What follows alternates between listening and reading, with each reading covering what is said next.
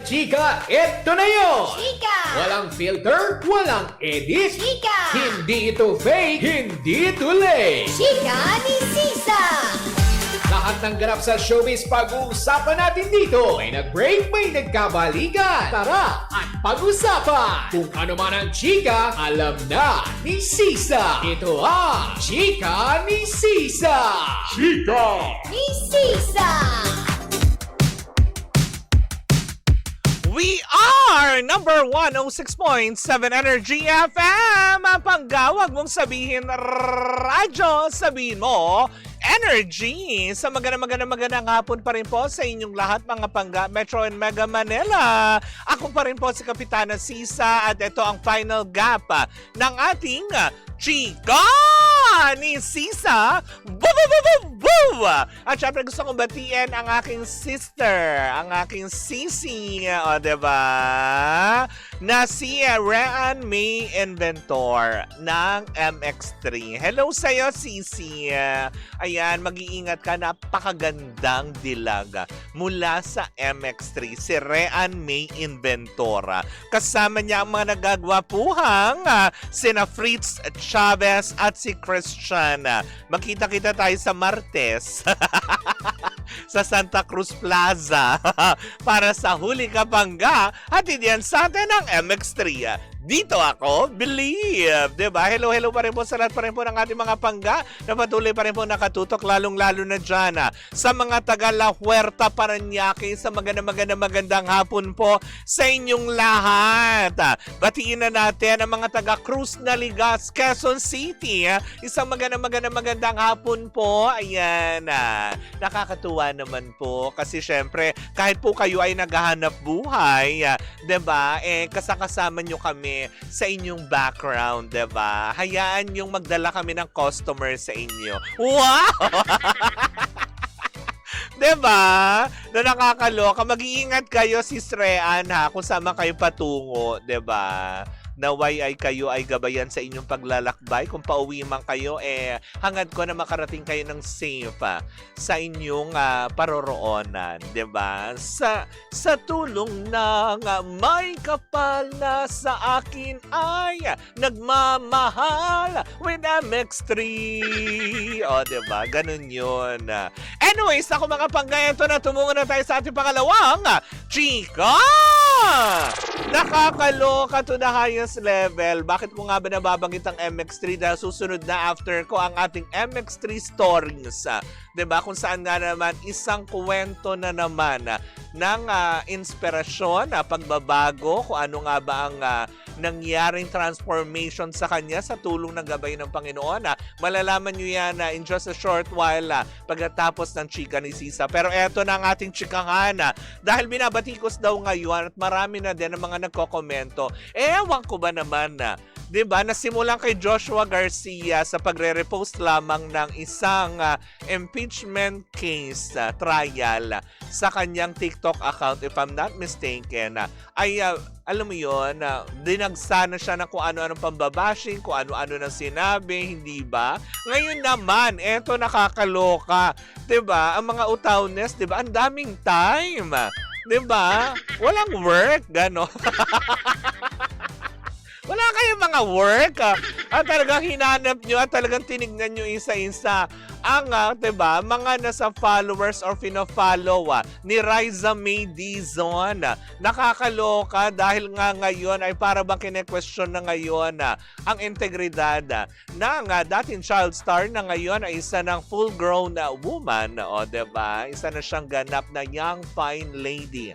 Diba, na kung saan nga naman isa siya sa mga host ng Itbulaga ay para ba ngayon na kinukod siya ng mga tao na bakit nga ba naka-follow din siya kay Kitty Duterte, sa anak ng dating Pangulong Rodrigo Duterte. Ang tanong ng ilan, bakit bawal ba? Diba? Tapos meron mga nagko-komento pa nga doon Actually, 'di ba? Tawang-tawa ako sa Reddit. Ang dami doon, sila nag-aaway, 'di ba? Meron naman nagpakita din ng resibo, 'di ba? Kung si Riza May Dizon ay naka-follow sa anak ng dating Pangulo na si Kitty Duterte, 'di ba? ay nakita rin sa kanyang fina-follow ang dating VP Lenny Robredo. So parang sabi nila, paano? Naka-follow din siya kay VP Lenny Robredo. O ano ngayon? 'Di ba? So paano natin 'to ngayon? 'Di ba? Sa tingin ko naman din, 'di ba? Wala naman sigurong masama kung naka-follow ka man o hindi. Kasi hindi naman 'yan ibig sabihin na porket naka-follow ka ay nai-impluwensyahan ka na kung sino man ang mga taong pina-follow mo. 'Di ba? Maaaring siguro dahil kinakikitaan niya dahil si Kitty nga naman, 'di ba, ay Gen Z. 'Di ba? Baka naman natutuwa lang din si Riza sa 'di ba, sa mga kinikilos, sa pananamit, baka naman ina-idolize mga ganyan, 'di ba? May mga ganun eh. 'Di ba? Pero 'di ba? Hindi ibig sabihin nito ay ito na yung mga iniisip kagad na ay hindi, ano pala siya ganito, 'di ba? Pwede ba tigilan na lang nga natin yung usapin patungkol sa politika? Gaya nga na sinasabi ko, pag politika ng pinag-uusapan natin, pwede bang tanungin nyo na lang nga ako, alam nyo kung ano yung tanong? 'Di ba?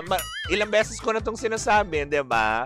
Kung ang tanong nyo sa akin ay anong kulay ng panty ko,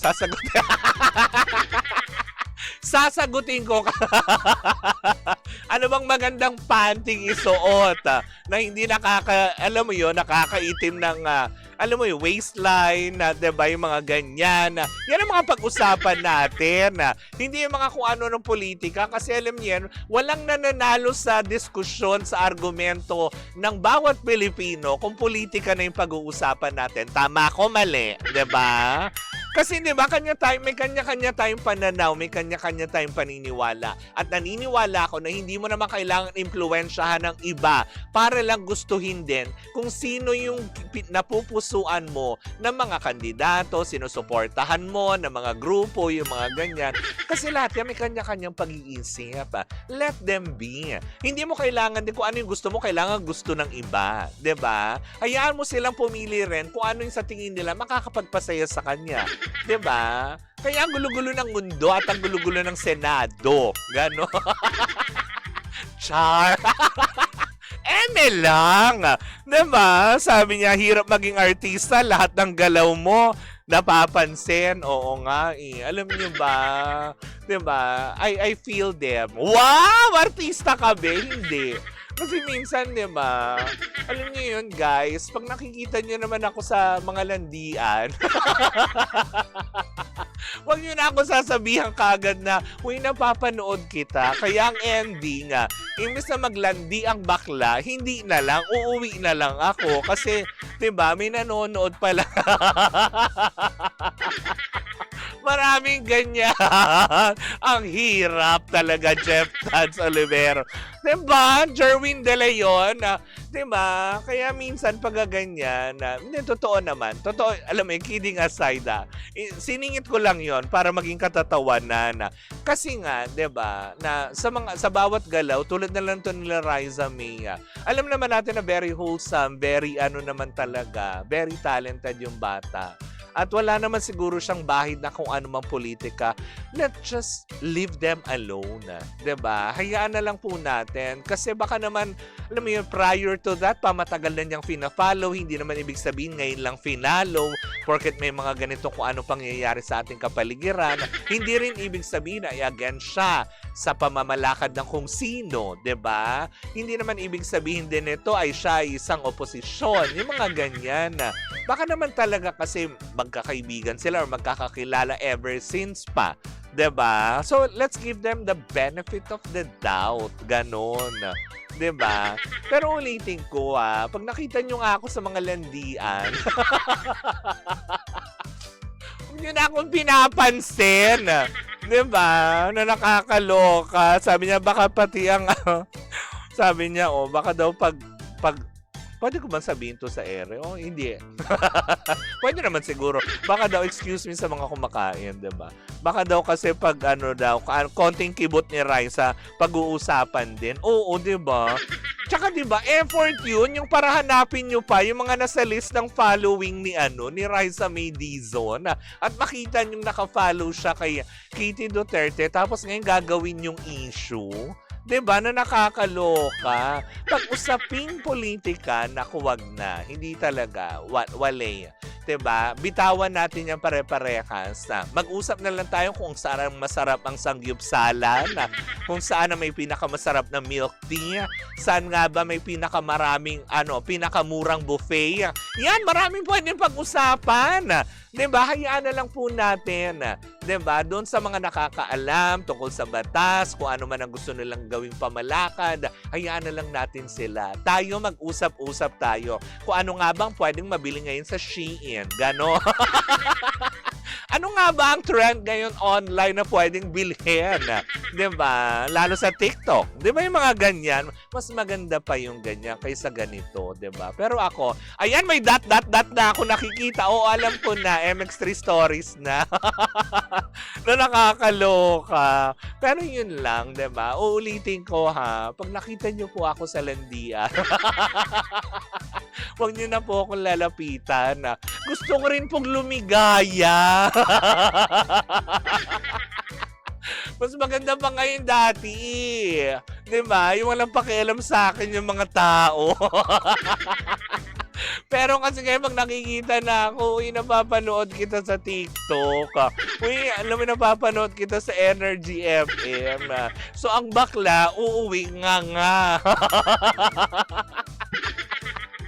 Anyways, ako mga panggayan, alas 4 na. Ako'y magpapaalam na dahil susunod na ang MX3 Stories. Of course, hatid yan sa atin ng MX3.